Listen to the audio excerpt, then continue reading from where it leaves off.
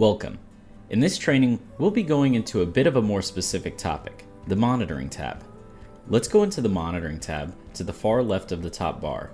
This is where you'll be using our platform for most of the time.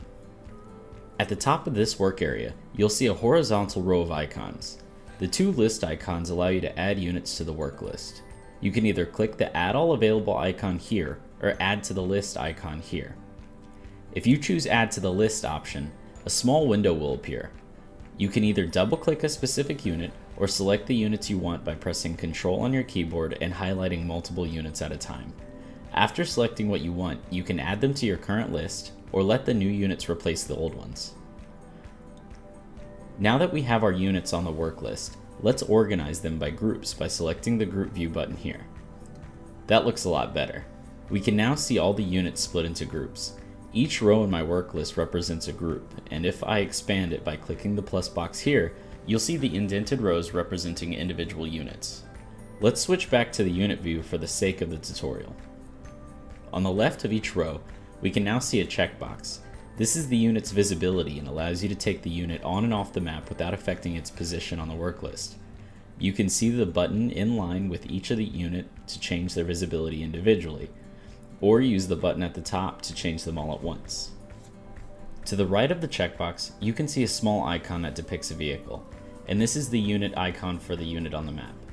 This can be customized in the Icon tab inside of the Unit Properties window, although there is a deeper understanding of this in the Unit tab tutorial.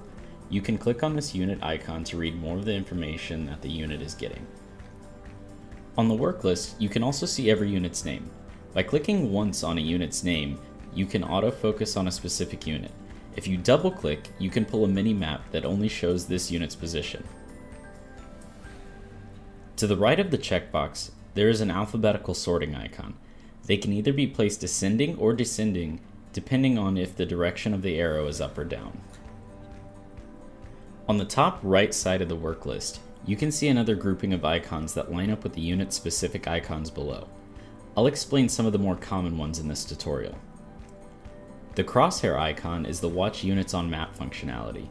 This brings the map to focus on this unit, or if multiple units are selected, it will keep the map zoomed out enough to see all the visible icons on the map.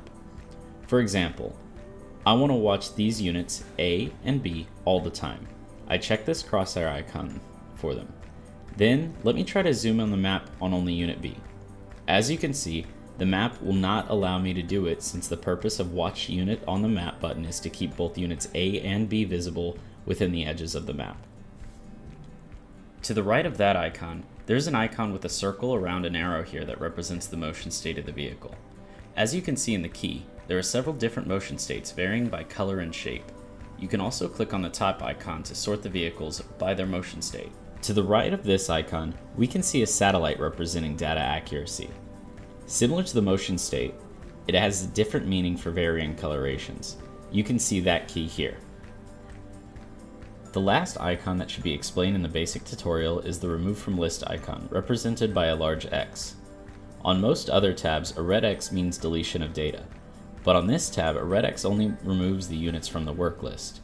The unit can easily be added back by following the Add to List instructions at the beginning of this video. Congratulations and thank you for completing our tutorial on the Monitoring tab.